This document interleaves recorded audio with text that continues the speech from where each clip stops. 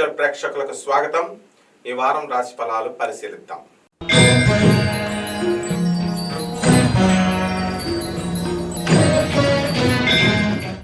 కన్యా రాశి.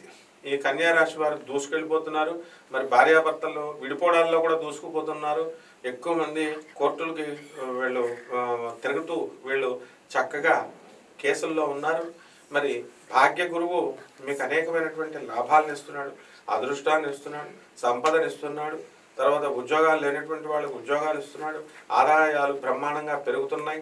స్ట్రిక్ట్గా ఉండాలి ఆ కన్యారాశి వాళ్ళు. దే ఆర్ ఎలాగ క్యాటర్ పిల్లర్స్ అన్నారు వీళ్ళని. వీళ్ళు క్యాటర్ పిల్లర్స్ మళ్ళీ బటర్ఫ్లైస్ లాగా మారకండి మీరు. So you restrict your self, you confine your self. కాబట్టి ఈ విద్యార్థులంతా కూడా చాలా జాగ్రత్తగా చదువుకోండి. ఆయన మంచి మార్కులతో ఉజ్వల భవిష్యత్తుకి మీరు వెళ్ళడానికి అవకాశాలు ఉన్నాయి. తల్లిదండ్రులకి తిండి పెట్టండి. పెళ్ళానికి భయపడి తల్లిదండ్రులకి తిండి పెట్టకుండా తల్లిదండ్రులను దూరం పెట్టేటటువంటి హెన్పెక్కడిగాళ్ళంతా కూడా మరి ఇప్పటికైనా సరే మీరు మారండి. భార్యా విధేయులంతా మారండి. అలాగే ఈ వారంలో ప్రతి అత్తగారు కూడా మారాలి. కోడలను ఒకలాగా కూతురును ఒకలాగా చూస్తే నీకు తిండి ఎందుకు పెడద్దాం, కోళ్ళు ఇంట్లో నీకు గంటేస్తే మరి గంటదా. కాబట్టి ఇలాంటి ఆలోచన విధానాలన్నీ కూడా మారాలి అని చెప్పేసి ఈ వారంలో మీకు రావడానికి అవకాశాలు ఉంటాయి. స్వార్థం వల్ల మీరు పైకి రాలేకపోతున్నాము అనేటటువంటివి చూసుకోండి. తర్వాత ఏ వ్యాపారాలు పెడదాం, ఏ డబ్బులు సంపాదిద్దాం అనేటటువంటివి తర్వాత. మీరు ఈ కన్యా రాశి వారు ఎలక్ట్రానిక్స్ జోలికి వెళ్ళకండి. ఫోన్లు బిజినెస్ చేసినా, మొబైల్ షాపులు పెట్టినా లాస్ అయిపోవడానికి అవకాశాలు ఉన్నాయి.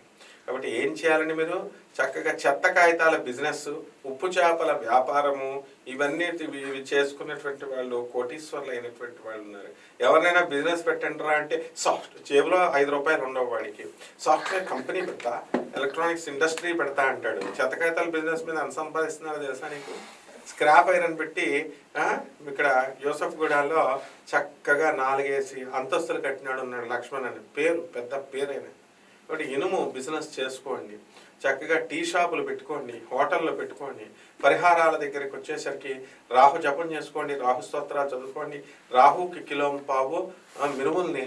తర్వాత ఏం చేయాలండి, మీరు ఆవుపేడ రంగు ఉన్నటువంటి వస్త్రాల నుంచి పేద బ్రాహ్మణులకి శనివారం నాడు ఉదయం 8 గంటలకి దానం చేయండి.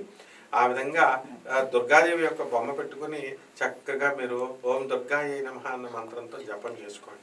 ఈ విధంగా మీరు జపం చేసుకోవడం ద్వారా ఈ వారం చాలా బాగుంటుంది. శుభమస్తు.